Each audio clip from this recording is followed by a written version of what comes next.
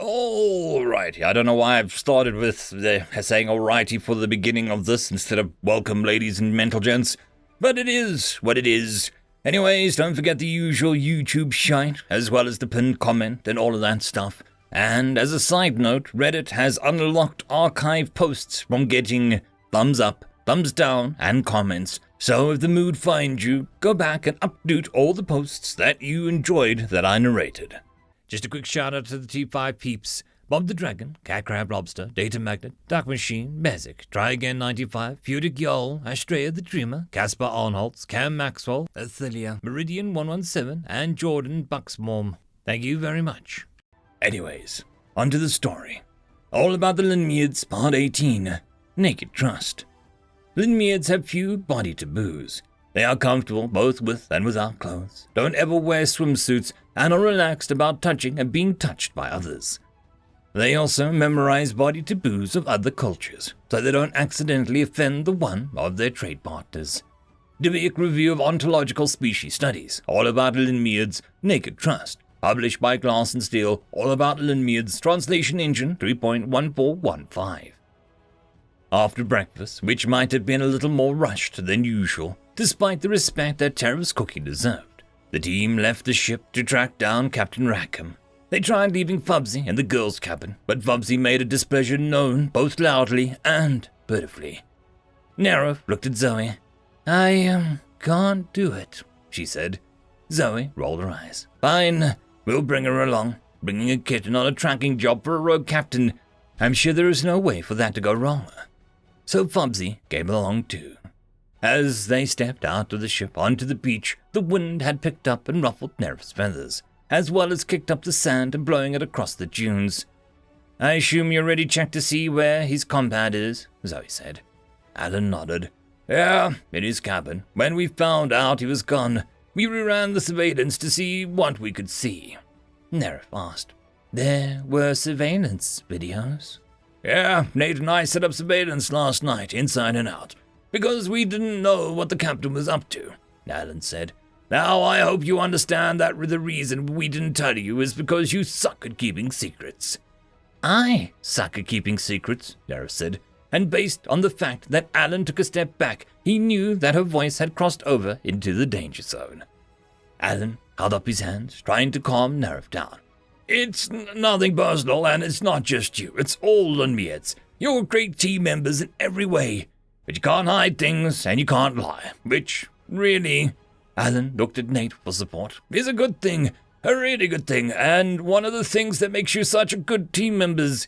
Exactly, Nate said. We know that we can count on you. Zoe smiled and didn't say anything as the guys dug themselves deeper into the hole. You told them, Nerif said, and whirled, pointing at Anestas. They knew. No, Nerif, we didn't, Querf said. His voice might have sounded a touch frantic. We just found out this morning like you. Nerif narrowed her eyes at him and then looked back at Nate and Alan. It's true, Nate said. I will have you know, Nerif said, that I lie to you every day, sometimes twice a day. Zoe turned her head and covered her mouth with her hand. Nate kept her eyes locked on Nerif and nodded. Good to know, he said, and then glanced around at the team. I would never have known that. We obviously and severely underestimated your ability in deception. Just you remember that, Nerif said. Now that is settled, what did he take and where did he go? Zoe said. He didn't take anything. Not the FTL drive, not the SCO, not the droids, not even any of his gear, Alan said. What about the map? Zoe asked. The map? Nate asked. He started patting all his pockets. Yes, the map, Zoe said. Did he take the map?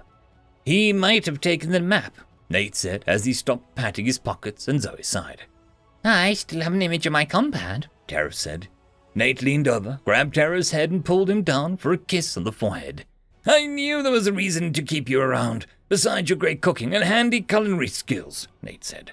Tara pulled his copy of the map up and beamed it to the other comrades.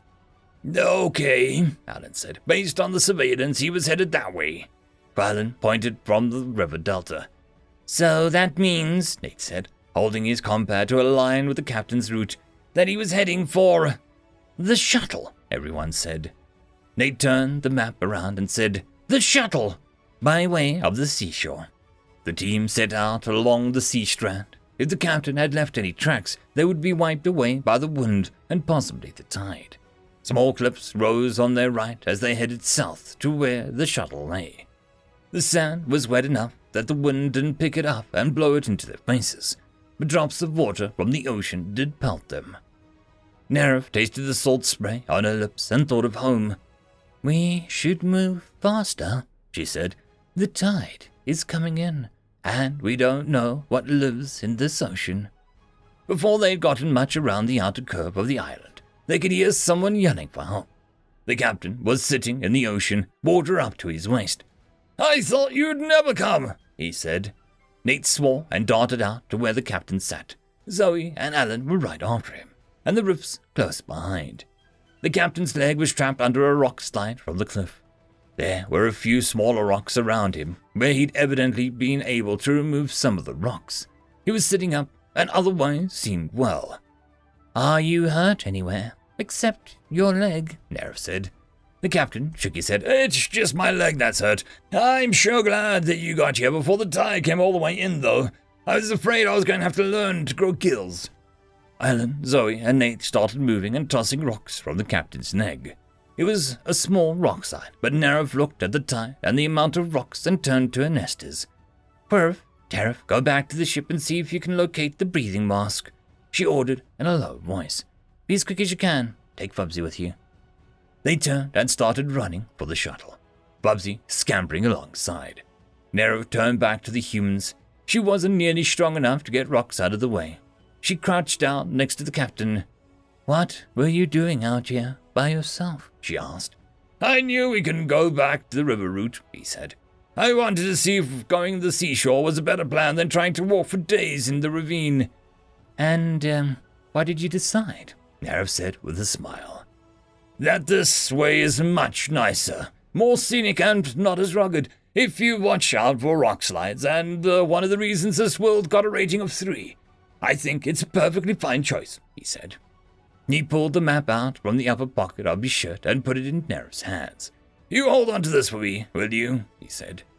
He looked at the tide and the amount of rocks that the team had been able to move and said, "Friends, that's enough. I don't want you to risk your lives over this." "Like hell," Nate said. "We're just getting started." "I am the captain," he said. "I'm ordering you to leave." Alan laughed. "I'll spare you the details, but we don't take orders well. None of us do. Not anymore." "Captain," Harris said, "really, there is no need for these heroics. The boys have gone back to Steve's ship for breathing gear. The humans know how to swim and are strong enough to move the rocks, and I will breathe for you if the boys don't get back in time." A particularly big wave engulfed the captain's head, and he shook his face, leaving drops of water in his beard. "As you say then, my lady," the captain agreed. Alan took a deep breath and dived under the water to dig around the sand under the captain's leg. Zoe and Nate exchanged grim looks of determination and grabbed a big rock together to move it. When the next wave came in, Nerif took a deep breath and dipped her head under the water and found the captain's face and exhaled into his mouth. As the wave retreated, the captain gasped for breath again. "I think we can pull him out," Alan said. Zoe and Nate moved to grab the captain under the arms and pulled. For a moment, it seemed that nothing happened. And then, the captain broke free. They pulled him to his feet, and he staggered a little. "Nope, that leg's not going to work," he said. "No problem," Nate said. "We got this. We do it all the time." He shot a grin at Nerif, and then he and Alan picked the captain up between them and started heading back to the ship.